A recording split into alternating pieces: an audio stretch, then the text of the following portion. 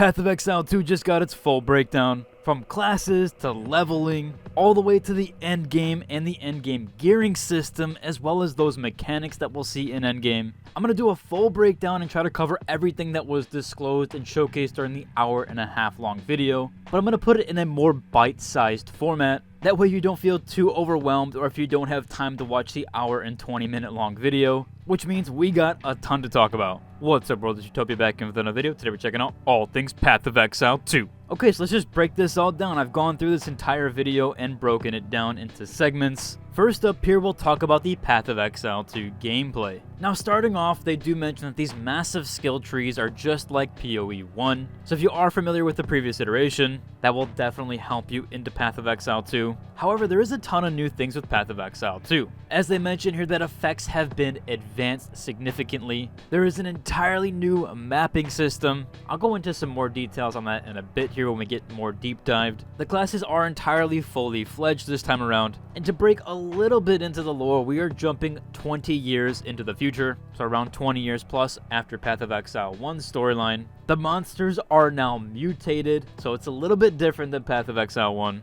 Now, at the start of the game, you will start off with escaping an evil ruler and basically wash up on a shore. That's going to be the opening sequence there, where the first map start location is in an ancient Vial city. Now, there will be several significant locations within the maps. There's going to be things like hidden ruins, lost camps and treasures, roaming merchants. There will be unique bosses, which is unlike Diablo 4. All the bosses will be unique to one another. They will not be copy-pasted throughout the map or throughout the maps. They also mention that no two areas are the same. These are all handcrafted locations and not using Diablo 4's AI system that kind of generated the maps. These are all unique to one another. And your essential goal for the storyline is to track down the source of corruption. Which leads me on to the next topic here. How do we go about tracking the source of corruption? Well, you gotta start by picking a class. So breaking that down for you, Early Access is going to have 6 classes. So not all of those will be there on launch. I'll cover that in a second here. Although they do mention here another neat detail is that all classes can be controlled with WASD. So a nice quality of life feature there. If you didn't want to click around your screen, you can use WASD to control your class. Now I'm going to summarize this next part and break down the classes a little bit more simplistic. However, in a future video, I'm going to break down the classes super in depth for you guys and which to pick and why. That won't be in this video per se, but I will break down a little bit for you here so you can kind of get a generalization for that. So the first class they showcase off here is the Monk. That's going to have access to lightning, ice, and wind elements, while you can twirl around the battlefield and cast all these different elements. Next up, they showcased Warrior, which is going to have some unique stuff to it like a shield and a mace. Now, the Warrior is known for having longer attack times, or at least longer animation times with its attack. You can actually dodge cancel all of these. So if you see something and you're just in the middle of an animation, you can dodge cancel out, so that should feel really good. Warrior is going to have a total of 20 active skills to choose from. Next up, they showcase the Ranger. Of course, this is going to have its signature bow. A really cool note here is that you can shoot while moving, and that will have access to poison, ice, lightning, and physical. So a decent chunk of elements here for the Ranger to explore. Next up, we have Mercenary. Kind of like the Ranger, but this one will have a crossbow, and it will kind of play like a shooter, which I know seems a little bit odd from a crossbow standpoint,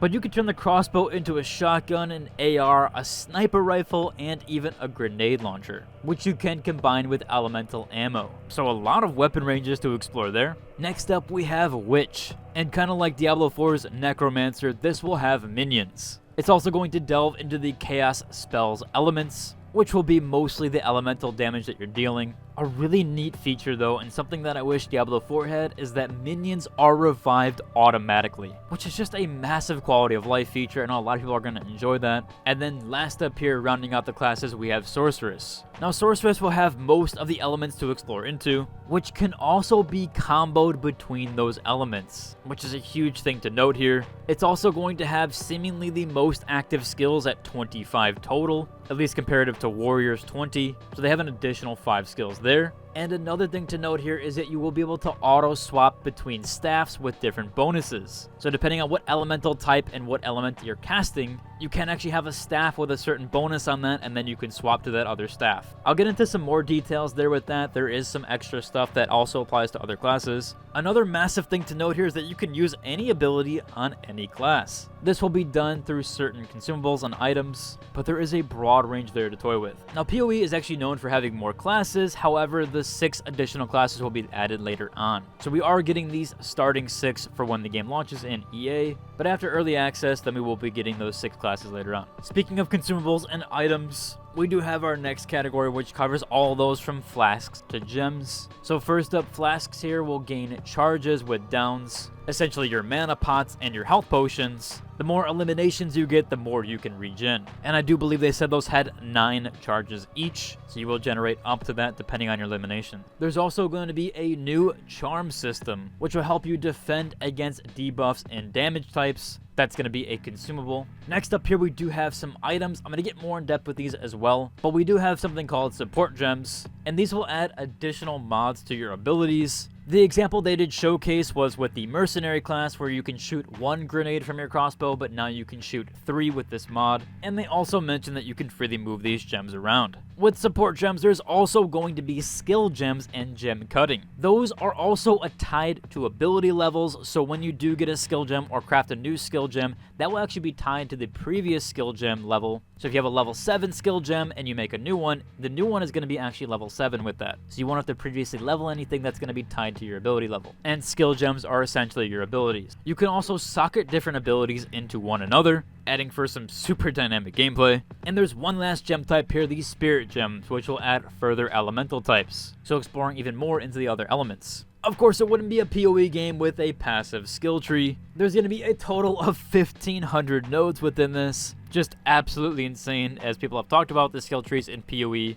and now in PoE 2 are just absolutely bonkers. Each level will provide you with 1 skill point, although there's obviously going to be different ways to get skill points. Now, they mention here that all classes will have the exact same skill tree. However, each class will start at a different location. So even though they share the same 1,500 nodes across Warrior and Sorceress, you're not going to be at the same starting location where everything around you kind of gears more to your class. They mentioned that you can respec at any time, and it will just cost gold. Really nice quality of life feature there. And getting between the node trees here, there is something called attribute highways. Again, that gives you like +5 strength or +5 intelligence, and you'll use that highway system to then further get into other nodes. Within the skill tree, there are keystone nodes. Those are actually very significant as they have an upside and a downside. So they will have some debuffs with those, but they will be very potent. Now, as I mentioned previously with being able to swap your staff, you can assign weapons to different skill trees. So that way when you swap your weapon and cast a lightning ability, if you have all your stuff geared to lightning,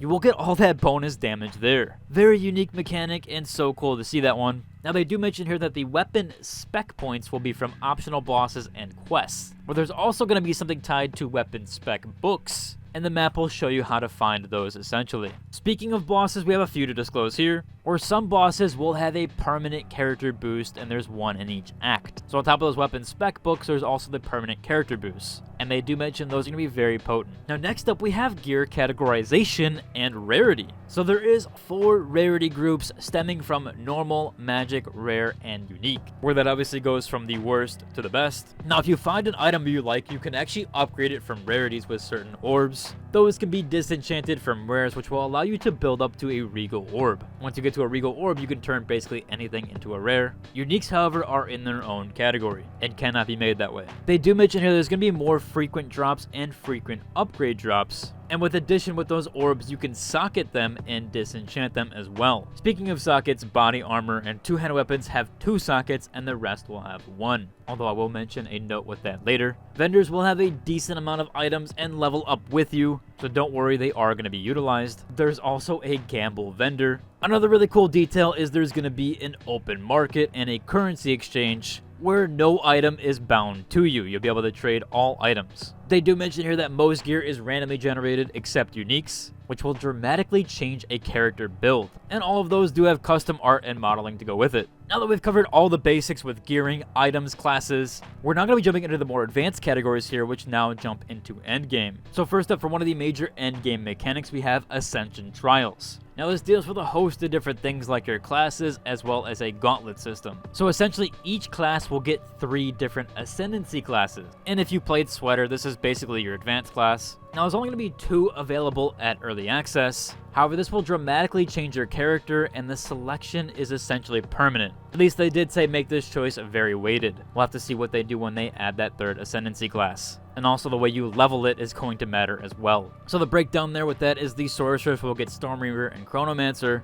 the Warrior will get Warbringer and Titan, Ranger will get Deadeye and Pathfinder, the Witch will get Infernalist and Blood Mage, Monk is going to get Invoker and Acolyte of Chula, and last up here the Mercenary will get Witch Hunter or Gemling Legionnaire. Now again, I'm going to break those down more significantly in my class video, but I do want to keep this video shorter so you guys can digest everything. Speaking of the Ascendancy, how do we level those up, and the Ascension Trials, which I do mention that it is a gauntlet system. You'll need a coin to start them. You'll use that coin at an altar, kind of like in Diablo 4 with those bosses when you use the consumables and the Uber bosses there. However, this is going to be a room-based system where they all have different challenges. You will have to down monsters to proceed. There is a mechanic here though that each time you get hit, that will deplete your honor. Honor is a limited resource, and if you run out, you will fail that, or essentially you will fail the trial. Each room will have a reward at the end though, and after a room completion, the map will appear and you can choose how you will proceed. There'll be like a little mapping system there where you can select. There's 3 different dials there.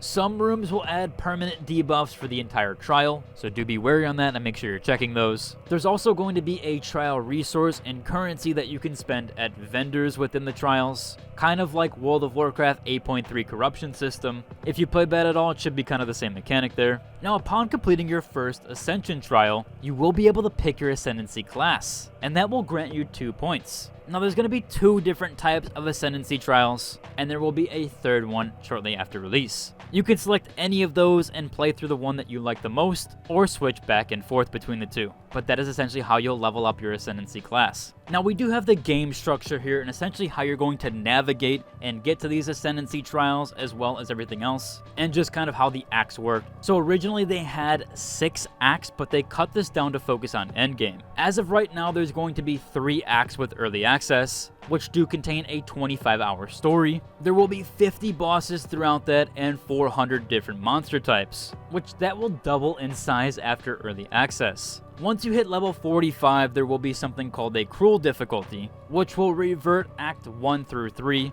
which essentially replaced Act 4 through 6. That's going to allow you to level 45 through 65, where you can then further push endgame. They do mention that Cruel difficulty will be removed once the new acts do get in place. Now, as far as endgame goes, the level 65 plus area, now we are dealing with world maps, where you basically can choose a path to go around and locate different things. This will be more in a free-form factor where you can choose where you want to go. Instead of following a story, you'll be able to select maps on the overall map system. You'll see different pathings there. However, if you fail a map, you cannot do it again. So if you're wanting to get to a certain location, you have to find a different path around that. It is very punishing overall for that. Speaking of different maps, there are locations that you can actually claim as your own hideout, which you can then make to look how you want. To reveal more of the map, there is an additional mechanic there, which are towers. So once you do complete those will reveal more of the map. Now, if you're familiar with PoE 1 or you played the original Path of Exile, there is going to be breaches that are back.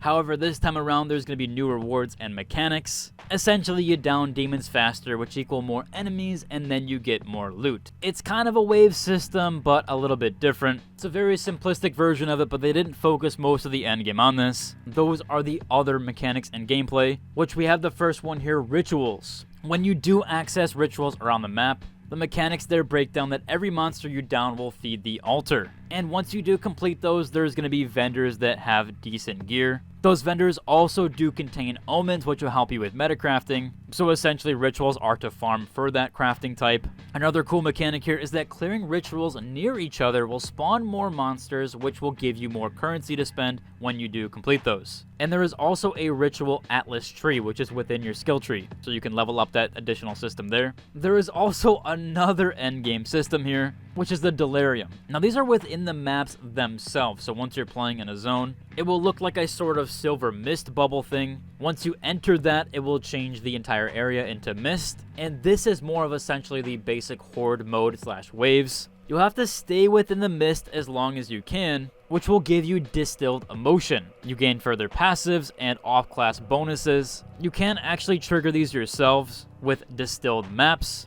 that will then give you this Dellrium mechanic. If you're within the mist, when a simulacrum does spawn, that is basically an additional area that will have a boss. Defeating those will give points for your Dellrium skill tree. So again, just like rituals, this will have an additional skill tree too. Next up, we have expeditions. This is more of a digging mini game with explosives. If you've played Lost Ark, it's kind of like that, but not really since this is a little bit different. However, the main point of this is this will drop artifact currency for gear. So that is the reason why you want to farm that. And again, just like rituals, there's going to be an expedition atlas skill tree. There is one step further into endgame. So other than the stuff that you're farming for your gear, there is also an additional endgame trial. They're basically the same as the other trials that we just talked about, or the Ascendancy and Ascension trials. However, these will be much harder per floor. These will give something unique called jewels that you can then socket passives into your tree. So you can get additional passives there through this method.